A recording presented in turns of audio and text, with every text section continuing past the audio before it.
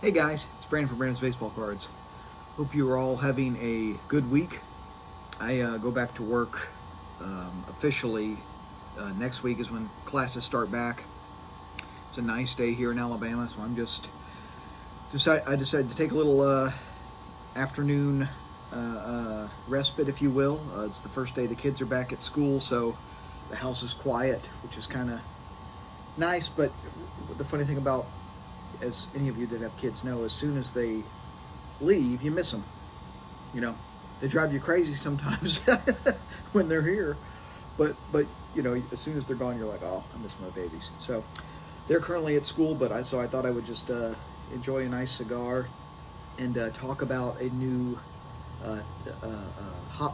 topic in the hobby that just recently was revealed, and it's that PSA is now reopening their value level, or their value price level, for pack submissions. And essentially this means that you can get packs graded. There's a $30 option again. Okay, it's a $30 option, and the maximum declared value for a pack that can get this $30 option is $499, with an estimated return time, I think, of 90 days, estimated grading time from start to finish. And this is great if you want to send PSA packs that are obviously not as valuable, right? So if you have a lot of 80s packs that you want to potentially get graded, right? It's a good service to have for those lower levels of packs. The only issue that I don't have an issue with the value level per se. I'm just concerned that PSA is very quickly going to be in a situation that they've been in many times before, right? And they quickly get bogged down, and there's serious delays, and there's a lack of transparency regarding, okay, why is this order that I sent 4 weeks later than this order? Why is the order I sent later in a later stage in the grading process, right? Why is it further along in the queue? These types of issues that a lot of people have noted, not just of course with pack grading, but with card grading as well. I could easily see how this is. I already know from some of the guys that I know, they're gearing up to send in their orders at this value service level.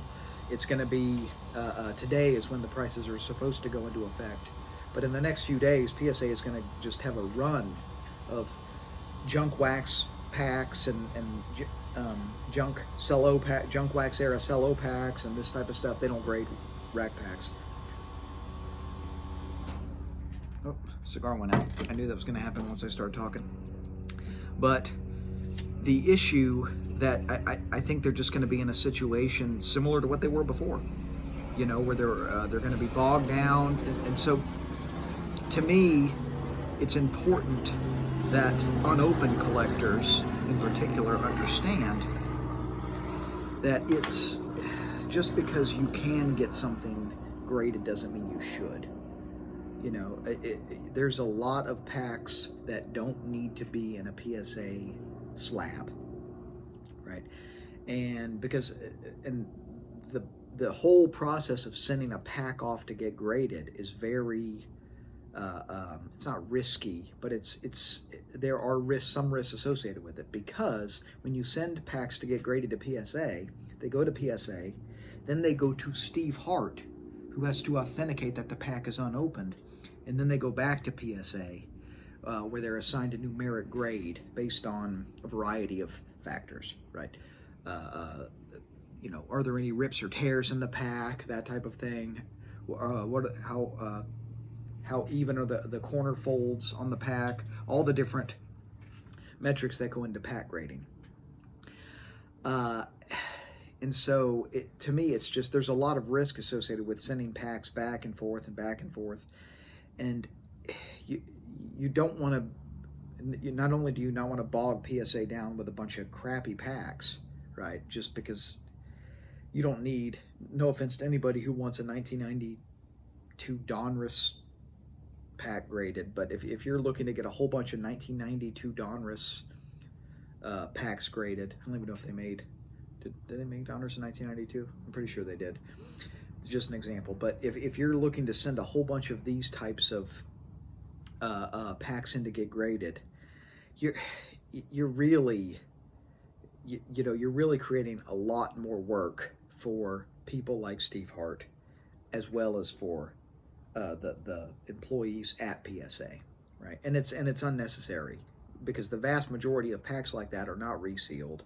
The only packs you should send in to get graded, in my opinion, are packs where there is a potential substantial value to having it graded, right? There's an increase in the price of an item's worth if it's slabbed, or if it's a pack that maybe has a star card showing that's rare, right, in the PSA pop report, something along those lines. There should be some sort of bell and whistle, if you will, to the pack.